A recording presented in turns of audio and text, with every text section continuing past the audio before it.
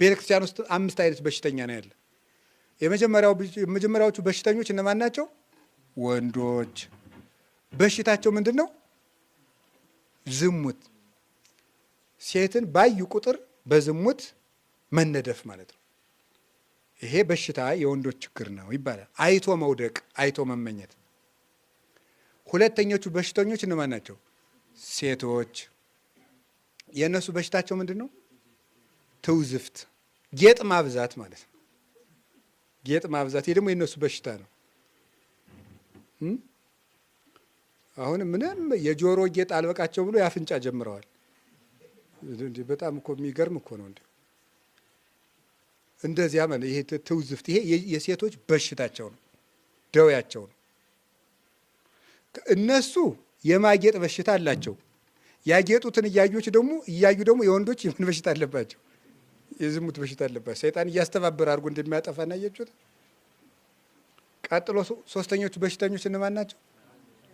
የካህናት በሽታቸው ምንድነው? ትዕቢት ነው። እኛ ያሰርነውን መንግስት አይፈታው ይላል። ይፈታል? ይፈታዋል ወይ? አይፈታውም። እኛ የፈታነውንስ መንግስት ማሰር ይችላል? አይችልም። እግዚአብሔር ይፍታ ካልኩት ና ወይን ቤት ግባ ቢለው እግሩን ነው የሚያስረው። ነፍሱን ማሰር አይችልም እኔ እግዚአብሔር ይፍታ ካልኩት። ስለዚህ እኛ እኮ እንዲህ ያለንን አይምሯችን ረቂቅ ይላል ትርጓሜው እኮ ነው።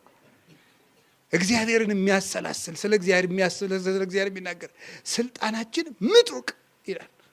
ተወዳዳሪ የሌለው ማለት ነው። ባላንጣ የማይነሳበት የምርጫ ጊዜ ምናምን የለም እኮ። ክህነት ከያዝከው ይቀጥላል። እንዲህ እያሉ ይታበያሉ። በሽተኛ ነው። ይሄ በሽታ ነው። ጥሩ ነው እያልኩ አይደል፣ በሽታ ነው። አራተኛው በሽተኛ ማን ነው? መነኮሳት ነው።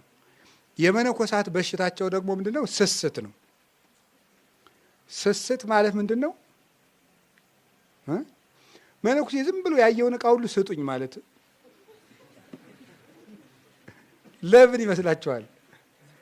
ስለሌለው እና መጽሐፈ መነኮሳት ምን ይላል? ከሰው ቤት አትሂድ፣ ከሄድክ ዘንድ ያየውን ዕቃ ምን ትላለህ? ስጡኝ ትላለህ ይላል። በቃ ጾር ሆኖብኛል ይላል። መጣና ጾር ሆኖብኛል። የራሱ ዳዊት እያለው ጥሩና የተደጎሰች የሌላ ካየ እሷን ዳዊት ስጠኝ ይላል። ጾር ነው ይሄ ማለት ነው። ለምን ይሳሳሉ ሲባል በፈለጉ